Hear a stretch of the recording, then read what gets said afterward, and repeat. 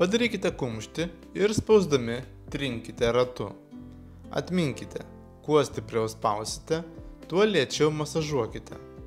Tad jei norite spausti stipriau, spauskite ir masažuokite lėtai. Be abejo, atsiklauskite žmogaus, ar jam yra malonu. Šiuo būdu patogu masažuoti iš abiejų pusių. Neužsibūkite visą laiką tik viename taške. Masažuokite visą juosmenį.